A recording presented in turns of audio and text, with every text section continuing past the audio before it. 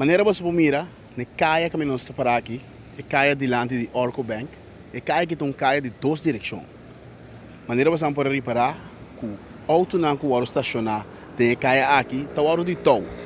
De com, para motivo que se você não estava dançar, a hora não está sabe que e caia que de duas direções, twee richting verkeer, maneira de no holandês.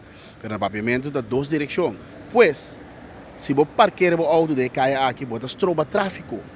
Pensei para evitar que também problema que o auto não pode, tráfego não pode mover de maneira safe, evitar de parquear o auto de caia aqui. Para sobra, me vou repetir, que caia, então caia de duas direções. Tá o veículo não que está estacionado na sítio aqui.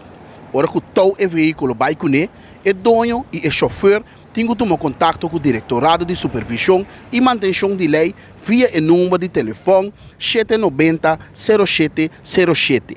Depois, por busca o veículo na sítio de almacenamento na caia Indústria Pariba sem número. O gasto na pato o veículo está para conta de a pessoa que cometeu a infração. Banda de essa aqui, o chofer por aí boot para motivo de estacionamento robês. Vamos para que é responsável sonang. E assim, para evitar gasto nang que vai estar riba bom mês conta.